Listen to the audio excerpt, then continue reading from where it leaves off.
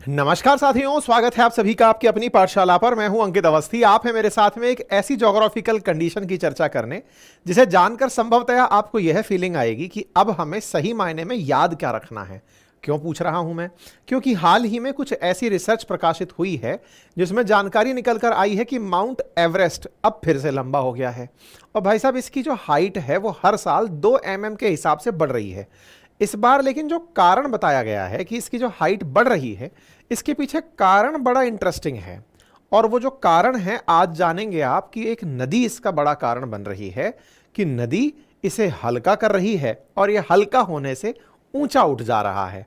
जिन लोगों को ज्योग्राफी नहीं आती है उनके लिए ये सेशन बड़ा ही अटपटा होगा, लेकिन जिन्होंने हमारे सेशंस में ज्योग्राफी पढ़ी है, जो हमारे फाउंडेशन बैच के विद्यार्थी इन दिनों हिमालय ही पढ़ रहे हैं, क्योंकि इंडियन ज्योग्राफी के अंदर एनसीईआरटी में इस समय हिमालय की संरचना ही चल रही है, वो इसे रिलेट कर लेंगे। और जो लोग भी इस समय एनसीईआरटी बैचेस में हैं या फिर अपने फाउंडेशन बैच में हैं, वो इसको अच्छे से रिलेट कर लेंगे। या फिर जो अपने आप से ज्योग्राफी पढ़कर बैठे हैं वो भी समझ जाएंगे कि हिमालय का जो निर्माण है वो प्लेट टेक्टोनिक एक्टिविटीज के कारण हो रहा है। अब उस प्लेट टेक्टोनिक एक्टिविटीज में हिमालय पर्वत जो फोल्ड माउंटेन है, इसकी हाइट एक नदी के द्वारा अवसाद हटाने से या कहिए तो इरोजन की वजह से बढ़ रही है। आज का सेशन इसी बात पर है, क्योंकि हिमालय पर्वत जो अपने निकटतम चोटी से, जब आप हिमालय की यात्रा में एवरेस्ट पहुंचते हैं तो एवरेस्ट अपने जो सेकंड जस्ट बगल वाली जो चोटी है कैंप 4, वहां से 800 मीटर ऊंचा है। यही कारण है कि बड़ी सुर्खी बनती है कि माउंट एवरेस्ट एक रिवर के कारण वर्ल्ड की हाईएस्ट पीक और लंबी हो रही है। इसके बगल में से एक नदी बहती है जो कि कोसी नदी की सहायक नदी है अरुणा, उसके कारण इसकी हाइट बढ़ रही है। बड़ा ही रोचक कथन है, लेकिन इसको समझते समझते ज्योग्राफी की समझ बने तो आनंद कुछ और ही आ जाएगा। हम प्रयास करेंगे कि आपको यह समझा पाएं कि अल्टीमेटली माउंट एवरेस्ट की हाइट हर साल क्यों बढ़ रही है। ठीक है, फिलहाल के लिए जो डेटा आप लोग याद रखते हैं उसमें 8,848.88 मीटर है, जो कि दुनिया की सबसे ऊंची इमारतों से 10 टाइम्स अधिक दिखाई देता है। और इस 10 टाइम्स ऊपर हाइट और बढ़ने की खबरें जियो साइंटिस्ट जिन जैन डाई के द्वारा China university of geo science in Beijing के अंदर प्रकाशित की गई। इनकी इस खबर को बहुत से लोगों ने सत्य भी माना। पहले एवरेस्ट जान लेते हैं कि यह है कहां। मेरे प्यारे साथियों, भारत हिमालय के चलते चाइना से बढ़िया बॉर्डर बना के रखता है, लेकिन इसी हिमालय पर हिमालयन देश है एक जिसका नाम है नेपाल। उस नेपाल में दुनिया की सबसे ऊंची चोटी माउंट एवरेस्ट है। हिमालय की सबसे ऊंची चोटी माउंट एवरेस्ट है। माउंट एवरेस्ट को अगर ध्यान से देखें तो ये एक तरफ नेपाल में खुलता है और दूसरी तरफ इसका ढलान चाइना में है। यानी कि अगर आपको माउंट एवरेस्ट पर चढ़ना है तो आप चाइना से भी चढ़ सकते हैं और नेपाल से भी। लोग नेपाल से प्रेफर करते हैं क्योंकि उधर की जो ढलान है वो बहुत ही स्टीप है, लेकिन उधर के लोग जो इसे देखते हैं वो अपने हिसाब से इसे अपना नाम देकर चलते हैं। ये रहा फिलहाल के लिए माउंट एवरेस्ट, जो कि नेपाल चाइना बॉर्डर पर है। कंसीडर इसे नेपाल में किया जाता है। दूर से देखते हैं तो एक बहुत ही पर्वतों के मतलब बादलों में खोई हुई एक चोटी के रूप में यह नजर आता है, लेकिन जब इसके नजदीक पहुंचते हैं तो वहां से आसपास का जो दृश्य दिखता है, देखकर सही मायने में यह लगता है कि यहां पर पहुंचा हुआ व्यक्ति यही कहता होगा कि आज मैं ऊपर आसमान नीचे, क्योंकि यहां पर हर चोटी ऐसी लगती है जैसे बादलों से बनी हो। हर तरफ जहां तहां आप देखें बर्फ से ढकी हुई चोटियां दिखाई देती हैं। माउंट एवरेस्ट की चोटी पर पहुंचना पर्वतारोहियों के लिए एक ड्रीम होता है। दुनिया की सबसे ऊंची चोटी तक पहुंचना निश्चित ही बहुत लोगों के लिए बहुत मायने रखता है। ऐसे में माउंट एवरेस्ट के साथ निकलने वाली जो नदियां हैं, क्योंकि एवरेस्ट पर बर्फ है और बर्फ के पिघलने से यानी ग्लेशियर्स के पिघलने से नदियों में पानी आता है, और उन्हीं नदियों के चलते नेचर पोर्टफोलियो में और काठमांडू पोस्ट में यह बात लिखी गई कि रिवर सिस्टम जो मर्जर हुआ उसी ने माउंट एवरेस्ट की हाइट को बढ़ा दिया है। माना जाता है कि माउंट एवरेस्ट हर साल 0.16 से लेकर 0.55 mm बढ़ता होगा, लेकिन आज के आंकड़े बताते हैं कि यह ऐसा नहीं, यह हर साल 2 mm ऊंचा हो जाता है। 2 मिलीमीटर माउंट एवरेस्ट की ऊंचाई बढ़ना अपने आप में आपको यह फीलिंग देता है कि क्या बचपन में जो हम सजीव और निर्जीव की श्रेणी में चीजें पढ़ते थे, तो क्या एवरेस्ट कोई सजीव वस्तु है क्या, कोई सजीव जीव है क्या जो निरंतर अपनी हाइट बढ़ाए जा रहा है। और निश्चित ही आप ये पाएंगे कि इसकी हाइट को बढ़ने में आज भी टेक्टोनिक एक्टिविटीज निरंतर जारी हैं। आप पूछेंगे हर साल बढ़ता है, इसका क्या प्रमाण है? आप तो सेशन पहली बार कर रहे हैं, ऐसा नहीं है। हर बार सुर्खियां होती हैं, कभी हम कर देते हैं, कभी हम नहीं करते। 2020 की सुर्खी आपके सामने है, 2021 की सुर्खी आपके सामने है, अब 2024 में हम आपको इसको करके सुना ही रहे हैं। इसका मतलब इसकी सुर्खियां बनती हैं जब जब इसकी हाइट बढ़ती है, हेडलाइन बनती है। आंकड़े भी देख सकते हैं आप। नेपाल और चाइना जहां से ये कनेक्ट होता है वहां इसकी हाइट 29,032 फीट कंसीडर की जाती है। नेपाल चाइना ने इसकी हाल ही में रिवाइज्ड जो हाइट है वो 0.86 मीटर बढ़ाकर बताई है। बोले पुरानी बार से इसकी हाइट थोड़ी बढ़ चुकी है। ठीक है, हिमालय बड़ा इंटरेस्टिंग है, लेकिन इसमें एवरेस्ट और भी जबरदस्त है। क्यों? क्योंकि अगर आप एवरेस्ट की न्यू ऑफिशियल हाइट देखें तो इसके जस्ट बगल में जो दूसरी हाईएस्ट पीक है, जो हिमालय में ही एवरेस्ट के किनारे लगी है, जिसे कैंप 4 के नाम से जाना जाता है, लोत्से के नाम से जिसे पुकारा जाता है, ये लोत्से से 800 मीटर सीधी सीधी ऊंची है। इस लोत्से और कैंप 4 को अगर आप देख रहे हैं तो यहां से इसके जस्ट बगल वाली जो चोटी है, इससे ये 800 मीटर की ऊंचाई रखती है। तो कैंप 4 से यानी कि एक पीक यहां पर अपने नियरेस्ट पीक से 800 मीटर का इसका ऊंचा होना, इसके बारे में काफी सारे प्रश्न खड़ा करता है। असल में होता क्या है, जब पहाड़ों पर हिमनद बन जाते हैं, ग्लेशियर्स बन जाते हैं, तो उन ग्लेशियर्स के पिघलने से नदियां बहती हैं। और ये नदियां जो आपको यहाँ पर बहती हुई, यहाँ पर आप देख सकते हैं आइस फॉल के रूप में होती हुई दिखाई दे रही हैं, ये आगे चल के बर्फ पिघलने के बाद नदियों का पानी बनाती हैं। और इन नदियों के पानी से सदा नीरा, जिसे आप पेरिनियल रिवर कहते हैं, वो हिमालय से निकलने वाली चलने लगती हैं। तो इन्हीं नदियों से कारण निकल कर आता है कि माउंट एवरेस्ट की वर्तमान में हाइट क्यों बढ़ी। क्योंकि जो नई स्टडी है वो कहती है कि यहां पर एक रिवर है जिसने एवरेस्ट की हाइट बढ़ाने में मदद की है। बोले ऐसा क्या कर रही है? बोले वो हिमालय का वजन कम कर रही है। वजन कम कैसे कर रही है? स्टडी का कहना है कि माउंट एवरेस्ट 15 से 50 मीटर टॉलर है अपने जस्ट बगल की अन्य चोटियों से। इसके पीछे का कारण है कि जिस प्रकार कोई भी व्यक्ति किसी जहाज से सामान उतार ले तो सामान उतारने के बाद जहाज हल्का हो जाता है और हल्का होने पर जहाज ऊपर उठता दिखाई देता है, ऐसे ही हिमालय में जो अरुणा रिवर है, उस अरुणा के रिवर के इरोडिंग प्रोसेस के कारण, इरोडिंग मतलब होता है उसका अवसादन करना, उसके ऊपर से चीजों को हटाना, अपर्दन करना मतलब जो हिमालय की चट्टानें हैं उनको घिसना, और उनको घिस करके उनके ऊपर से सारा सामान उतार कर ले जाना। तो बोले इसकी वजह से जो रॉक का इरोजन होता है और उसके चलते जो सॉइल और रॉक हटती है, जो रिवर हटाकर ले जाती है, उससे बोले हिमालय हल्का हो जाता है। और हिमालय हल्का हो जाता है तो ऊपर उठ जाता है। आपको सुनने के बाद बड़ा ही फनी लगेगा, क्या बात कर रहे हो सर, मतलब किसी ने मट्टी उतार ली तो बोले हल्का हो गया तो ऊपर उठ गया। और उदाहरण भी क्या दिया जा रहा है, बोले जैसे शिप जो है ना, जहाज पानी का हल्का हो जाता है तो थोड़ा ऊपर उठ जाता है, बोले वैसा इसके साथ होता है। सुनने में बड़ा अटपटा और विचित्र लगेगा, लेकिन इस रिसर्च में इसी का दावा किया गया। और इसको जब आप सुनने लगेंगे, अगर आपने ज्योग्राफी पढ़ी है तो आप इसे रिलेट भी कर पाएंगे कि अच्छा ये कारण तो हो सकता है। अभी मैं उस तरफ आपको लेकर चल रहा हूं।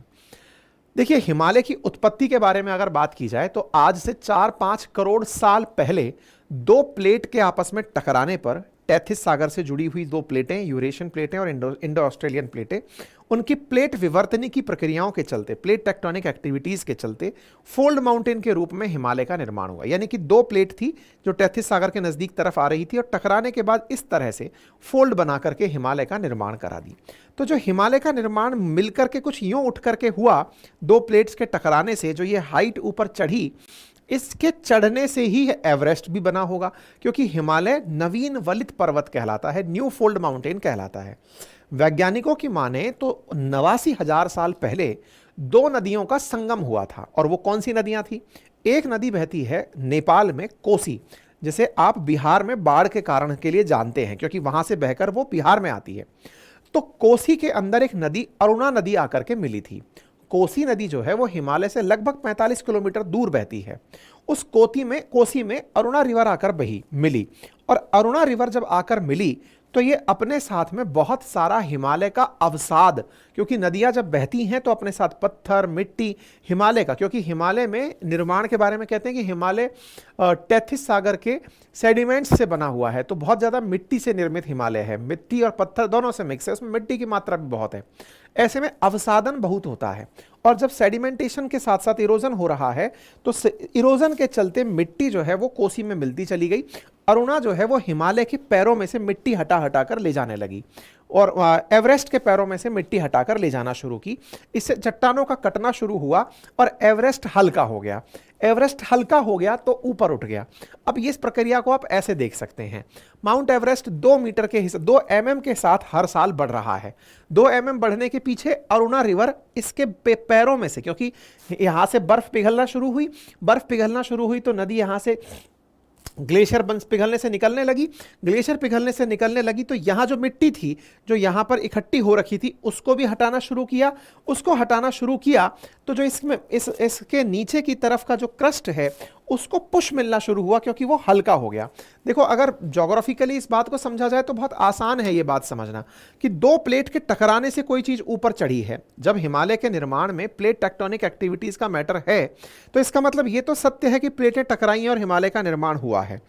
अब चूंकि हिमालय का निर्माण प्लेट के टकराने से हुआ है, प्लेट के टकराने से चीजें ऊपर उठ रही हैं, ये सत्यता है, तो इसका मतलब ये भी है कि अगर आप इसमें से सामान हटा लेंगे तो इसका मतलब पर्वत ऊंचा उठेगा ही उठेगा।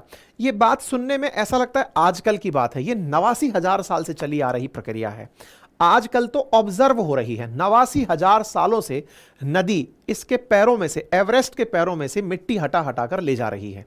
तो क्या सर ये एवरेस्ट के साथ ही ऐसा हुआ है कि कहीं और भी होता है? और भी होता है। स्कैंडिनेवियन कंट्रीज में जब आप नॉर्वे, स्वीडन इनकी बातें करते हैं तो स्कैंडिनेवियन कंट्रीज में भी ये चीज देखी गई है, अर्थात स्कैंडिनेवियन पर्वत भी, स्कॉटलैंड के पर्वत भी इस प्रकार से लगातार ऊपर उठते जा रहे हैं। तो बोले सर सुनने में तो ये बड़ा विचित्र क्रम लग रहा है कि पर्वत इस तरह से ऊपर उठ रहे हैं, ऐसा उठने में कारक कौन सा जिम्मेदार होता है? तो पृथ्वी की संरचना। मैंने आप लोगों को अपनी जो ज्योग्राफी फाउंडेशन पढ़ाई है, हम में से बहुत सारे विद्यार्थी ऐसे हैं जो हमारे फाउंडेशन बैच के विद्यार्थी हैं, वो इस चीज़ को जानते भी हैं, क्योंकि ज्योग्राफी में हमने बताया है कि अर्थ की अंतर की जो संरचना है वो कोर है, उसके बाहर मेंटल है और उसके बाहर क्रस्ट है। इसके ऊपर हम दूध मलाई कंसेप्ट समझाते हैं कि जिस प्रकार से मलाई जम जाती है दूध के ऊपर, थोड़ी टफ होती है, बिल्कुल उसी प्रकार से क्रस्ट है जो हमारी मिडिल लेयर के ऊपर है, और उस क्रस्ट के अंदर जब टक्कर हो रही है तो फोल्ड्स का निर्माण हो रहा है। टक्कर की कई तरीके हैं, वो सब डिटेल में ज्योग्राफी के स्टूडेंट्स पढ़ते हैं और हमने अपने फाउंडेशन बैच में पढ़ाया हुआ है। जो आप लोगों को मैं हर बार बताता हूं ना कि एप्लीकेशन पर उपलब्ध कोर्स है, उसमें मैंने सब पढ़ाया हुआ है। एनीवे, फिलहाल के लिए यही क्रस्ट है जो हल्का होकर ऊपर उठ रहा है। और उस नदी को अगर मैं मैप पर दिखाऊं तो वो कुछ इस प्रकार से है। देखिए, यहां पर आपको कोसी रिवर दिख रही है, ये रहा कोसी रिवर, और इस कोसी रिवर के साथ में ये कोसी रिवर, और यहां पर ये रही अरुण रिवर। तो कोसी रिवर जो है वो अरुण रिवर में आकर मिल रही है, और इसी के मिलने से ये सारा खेला हुआ है, क्योंकि ये असल में एवरेस्ट के बगल से निकलकर आ रही है। इसके मिलने से अब तक 164 फीट एवरेस्ट ऊंचा हो चुका है। अब आप पूछेंगे, ये ज्योग्राफी की बड़ी विचित्र घटना है कि एक नदी अपने साथ पहाड़ कंकर बहाकर ले गई और एवरेस्ट ऊंचा होता हुआ चला गया। दुनिया में कहां हुआ? तो बोले स्कैंडिनेवियन कंट्रीज में भी ऐसा देखने को मिला है, जब वहां पर बर्फ के पिघलने से और इस प्रकार से पहाड़ों का ऊंचा होना देखा गया है।